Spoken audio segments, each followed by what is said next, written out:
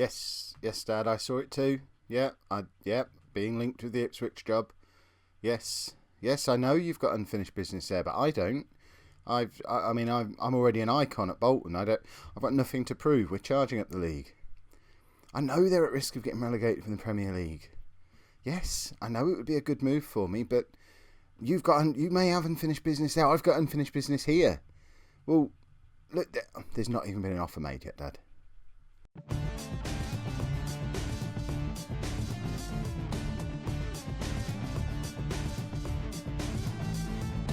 Hello and welcome to part 45 of the Bolton Battle. I'm Kev, and coming up on today's episode we have two League One games, one against Chesterfield, one against Bradford.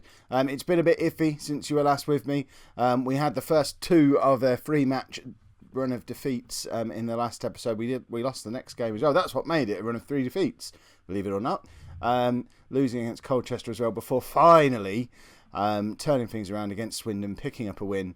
And then a nice big win against Wimbledon in the FA Cup first round before losing against Middlesbrough on penalties in the Johnson's Paint Trophy quarter-final. Fingers crossed, it's the last time we ever have to play in that competition. Although the league isn't looking as pretty as it was just 4 games ago, so we now find ourselves 6 points off Posh at the top of the league. We are only 3 points behind Southend, who are in second place, and we have a game in hand because we had some players away on international duty. So certainly promotion is still a possibility. We need to turn that victory that we had in our last game around into a run of wins again. Otherwise we do risk tumbling down into the playoffs and into the mid-table obscurity, and nobody wants that. We're nearly halfway through the season now. We're starting to believe that promotion might be a possibility, and obviously we all want to achieve it. We don't have as many Bolton players as we used to in the top stats in the division. Tom White still third on average rating and joint thirst for assists, but we are struggling to get a consistent goal scorer, which isn't something you'd expect from a Bolton team. If we have a quick look at the stats more in depth, particularly at the goal scorer one, you'll see, look, we don't even have anybody in the top 8. We are scoring goals. Mark Parnell's got 13. Who on earth is Gavin Ward, and who's he scored 11 goals for? If we got another youngster, 20 years old, he must have come through the youth team. He didn't. We signed him on a free transfer. I don't even remember signing him. It was so long ago. But he's got 11 goals and 21 for Kings Lynn in the National League, so he's doing all right. And Martin Tomic went out on loan as well. He's playing in League 2 now, and not scoring as prolifically as he was in the National League, but slowly catching up with the rest of our team. And he'll be a player for us eventually. But Mark Parnell aside, we don't really have anyone banging in goals, and Parnell was in a bit of an iffy run.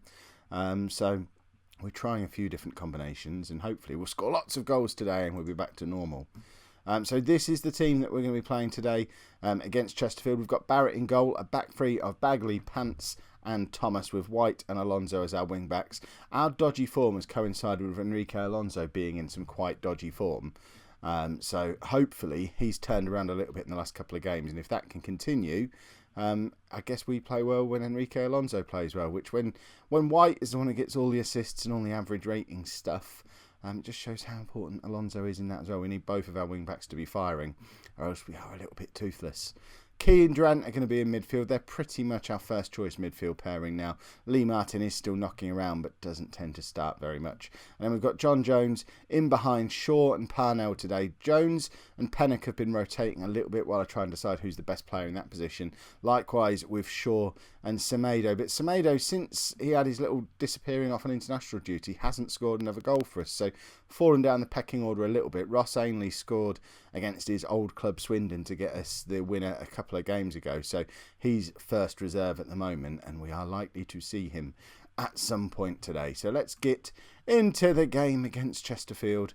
And hopefully, like I say, score some goals, because that's what we've always done previously, and it's been a little bit sad these last 4 or 5 games. The Wimbledon game aside, and they're a conference team and it was in the FA Cup, so it doesn't really count, but I want to absolutely thump a team because we haven't done it for a little while. And wouldn't it be nice to do it on a video? Although apparently my computer doesn't even want to load the match. There we go, we're in. Stop worrying. I don't recognise anybody in the Colchester team. It is Colchester we're playing, isn't it? Can't tell from that badge. Right, team talk. Go on, Henry. Motivate them. There you go. Look, they're sort of motivated. One day, maybe for FM17, I'll learn to do team talks myself. Perhaps that'll be my New Year's resolution, because I assume, like me, you make your New Year's resolutions when new versions of Football Manager come out, and not any of this New Year's Eve nonsense that non-Football Manager players get excited about. The New Year starts when the new game comes out. We all know that. Right. We're half an hour in and there's been nothing that's happened yet. So much for a goal fest. There's been times in the past where we've been 4 or 5-0 up by this point and we've not even had a shot yet. Or at least not one where we have a highlight. White is in behind the defenders, though, cuts it back to Parnell, and Parnell gets his first goal for probably 3 or 4 games, and hopefully that's a sign that he's going to be back in some goal scoring form. Puts us 1-0 up. It's his 14th goal of the season, and let's have a look at it in 3D. So White really does well to get in behind the 2 wide defenders for Colchester, tucks it back and basically just puts it on the end of Parnell's toe, and he was never going to miss from there. He's actually the reason we've got a game in hand. Him and John Durant were both away on international duty with their respective under-21 teams, and I think Mr. Beige was off somewhere as well, and apparently counts, even though he doesn't really get in our team anymore. But we had the 3 players away on international duty, so we got to postpone our game, which is very exciting. So I think it's the first time with Bolton that we've been able to postpone a game for international commitments. And it was nice to see Durant go off with the England under-21s as well. So he's obviously looking like he's going to be quite a player if he's getting into the England setup. Although, as we all know from Daddy's time as England manager, it's quite thin on the player front.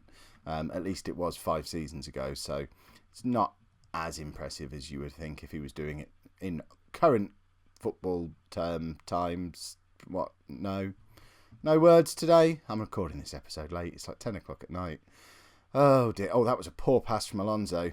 Bagley just about saves him, and Pants needs to get rid of the ball, finds White, and White sort of lumped it forward, and if it had been anyone but Joe Shaw to chase, we could have been in there, but Joe Shaw is not the most mobile of players, but that's where he's good. Back to goal, finds Key. Alonso is in a little bit fortunately, finds Shaw. We're 2-0 up.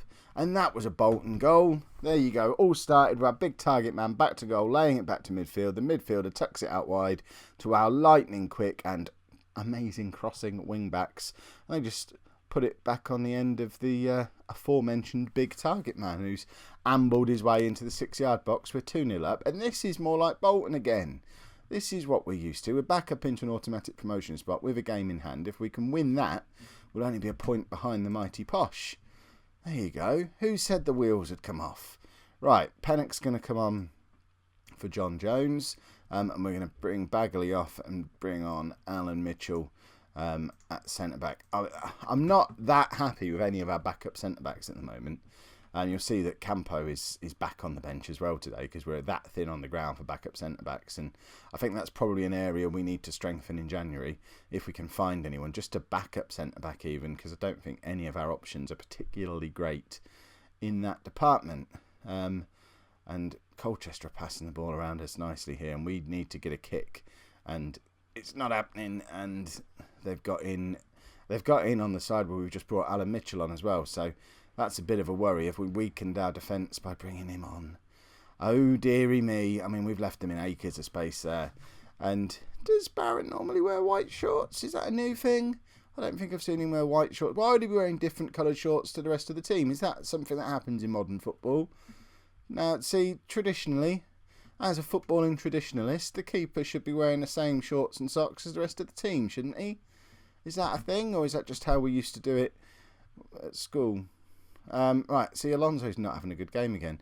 And we don't have Glenn Jennings on the bench because he's had a bit of a hissy fit. He wanted to go out on... Well, someone offered to take him on loan. I think he wanted to go. We didn't want to be without our backup wing back.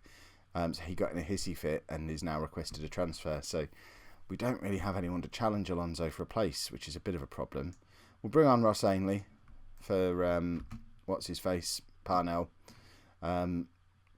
Perhaps I should have brought Campo on for Thomas because Thomas isn't having the best of games. But Ross Ainley deserves a bit of time in the team. No. Right, hold on. Tactical change. We're going to make Pennock shadow striker because he likes it. And we'll stick Durant to be a deep line playmaker. and we'll do that. And hopefully Pennock will just get up and support the front two a little bit more, and we'll defend by attacking. Right, White to Pennock. Pennock trying to make a nuisance of himself, but can't get into the box. Sure, you would have expected him to do better there, but doesn't. And Colchester have got the chance to break on us here, and we are a bit weak and a bit slow defensively, and we need to get a tackle in, and they've got in behind us again, and we've given away a penalty. And as if on cue, Dave the dog is barking, and I need to go and find out what's going on. Well, I just had so much fun watching a dog be terrified by a hedgehog he was trying to scare away that I almost don't care about this penalty now, but I suppose we better, let's just watch it go in and then think about what might have been. We've thrown another one away here, and I thought Barrett was going to save it. I thought my reverse psychology was going to work on him. I kind of want to go back and watch Dave bark at a hedgehog he won't go near again, because I find it amusing. I mean, but considering the amount of penalties Barrett has saved over his time at Bolton, that's gone through his legs, I think. He just sort of fell over and let the ball go under him. And we've thrown 2 points away here. Durant can... Now they've given away a sloppy corner there because that ball was going wide. If Pennock can find a Bolton shirt, that felt like it should have been a penalty. Pennock's going to try again, and it's cleared. One more try. Go on, we've got time for this last corner. Throw all the big men forward. Mitchell, the full-back playing at centre-back, is the guy we aim for, obviously. Right, now we've got one more corner. This is 4 in a row now. We've got to snatch a goal. And again, we're aiming at Mitchell. And that's just, we don't have set-piece instructions on. We just let them do what they feel like. And that's what happens. Last minute of the game, you aim at the shortest defender you've got on the pitch twice. One day I'll set up set-piece instructions and do things properly.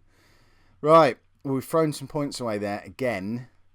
Now we've got to play bottom of the league Bradford, and surely you get to see us win a football match for the first time in goodness knows how long. Right, really slight rotation to the team. We've just changed the forwards around a little bit again. I need to get Wayne Pennock into the side a little bit more because Parnell aside is the only one who's really scoring consistent goals. So Pennock is going to partner Parnell up front. Joe Shaw, a little unfortunate to drop down to the bench. But struggles to play 2 games in a week these days because he's getting old. So, he'll come on. Don't worry. You'll see him. I know he scored in the last game, so that whole consistent goals thing is nonsense. He's scored more goals than Pennock this season as well. But, he's played a lot more games than Pennock. And when Pennock has played, he's often been in midfield. So, I would still argue Wayne Pennock more likely to score a goal today, which is what it's all about. Bradford at bottom of the league. If we don't beat this lot, I'm starting to worry you may never see us win a football match again. In other news, the Ipswich manager has just been sacked. It's interesting, isn't it? They're 18th in the Premier League. And I got a media report about it, hinting that I might want to apply for it. I don't think I do. Part of me does. But if we were in the Premier League now, and the job at Bolton was done, that would be a fun way to finish off FM16. Going and winning the league with Ipswich, doing what should have been done before, but not now. Not when we're so close to achieving one of the other big non-league to legend goals. Because I'm an icon at Bolton already, and we've got 2 more potential promotions in us. Pennock has got the goal that we promised you he'd get, so there's a chance. A good chance, I would say. If we finish the job we set out to do at Bolton, legendary status will be attained. Once that's done, then we'll go to Ipswich, finish the job off there. Why not? Or go to Posh. Posh would be fun as well. Figure something out. But not now. Unless they just offer me an interview without me applying and offer to treble my money, and it's a chance to go to the Premier League, and then I'm probably not strong enough to say no. Pennock's just scored again because management genius. Ipswich, if you're watching, this is what is on offer for you. Let me know in the comments, what would you do? I'm interested. There's not likely to be an episode tomorrow because as you're watching this, the England-Iceland game, assuming you're watching this as it comes out at 4 o'clock, is only a few hours away, and it's happening right smack in the middle of my normal recording time. So chances are, unless England are like 4-0 down by half time and I just stop watching and come and do a video instead, I'm probably not going to get a chance to do a video tomorrow in my world today, in your world, or maybe in the past if you're watching in the future. Time travel's confusing. Either way, the point I was trying to make, you have a little bit of time to tell me what you'd do about the Ipswich situation. Would you apply? Would you not apply? If they offer it, would you take it? I'm interested, and I'll go with what you lot say. Unless you tell me to go to Ipswich, I'll probably ignore you and stay at Bolton. Maybe. Oh, the England game it's perfect timing because I don't know what to do. I'm speculating all that. There's no way they're going to give me the job, surely. Apart from the fact they plucked me out of League Two when they were in the bottom of the Championship, and now they're at the bottom of the Premier League and we're at the top of League One. So it's exactly the same situation as it was before, and they know what they're getting, sort of, because my dad was there. And he could come along as director of football. Now that does interest me. Let me know in the comments. I don't know what to do. Oh, Parnell with a fantastic shot. Forces a save out their keeper. And Wayne Pennock, he is the hat-trick hero, as it just said, alongside me there. Did I look the right way? I don't know where my head ends up on the screen. There or there. But he's got himself a hat-trick. Completely justifying his selection today. He's the captain today as well, and I think that makes a difference, having someone with a bit more experience wearing the captain's armband. John Durant's a great player, but he's still very young. He's only on loan. Probably shouldn't be captain, but I let the game pick that. Outside of Martin being club captain and Pennock vice captain, if neither of them are playing, I just sort of leave it to the FM gods as to who else gets the armband. Which is probably something I shouldn't do. Oh, now that is sloppy defending. Although Pants has got back excellently. He's the only defender we've got with a decent amount of pace, really, and did get back to cover. But we were defending very high up, basically on our halfway line. And it has ultimately led to a Bradford goal, which we shouldn't be conceding, really. In fact, they're bottom of the league and they've got a striker who's already got 10 goals. It might be worth sending the old scouts along to have a look at Tokic. How do we click on him? We can't click on him from there? No. We can click on him from here, though. Frano Tokic. Let's have a look at him. Get a scout report. So he's a 27-year-old Croatian who has been at Bradford. He scores goals at this level. Interesting. We'll see what the scouts say about him. Let's carry on with the game. Substitution time. Have we only made one? Why did we only make one substitution when we normally make two? Were you distracting me? Was I chatting to you lot and not really paying attention to what was going on? Because I would normally have made a second substitution. We'll bring Joe Shaw on. I'm a little bit concerned that I only made one substitution. You'd think it would be on autopilot by now. We'll make the other two now. Campo gets a rare run out. Lending some more experience to the side. And hopefully not contributing to throwing it all away the way Mitchell did in the last game. He's dropped down the pecking order now. He is the scapegoat for what happened in the last game. But surely, with 2 minutes to go and a 2-goal lead, you're finally going to see us win a game again, which puts us up to third, still with a game in hand, I think. I don't think this is us playing our game in hand. We'll have a look in a minute. And 3 points behind Posh as it stands. And with the amount of goals we've scored, there's a good chance winning the game in hand could put us back top of the league, which, bearing in mind the form we've been in over the last 5 or 6 games, shows how good our start to the season was, really. We were 5 points clear at one point. Oh, no, that was our game in hand. Okay. Scrub all that. I mean, it's still been a good start to the season, but game in hand is now played, so we're 3 points behind Posh. Well, there we have it. If you've enjoyed today's episode, make sure you pop a like on there for me. Subscribe to the channel if you'd like to see more. And thank you very much for watching.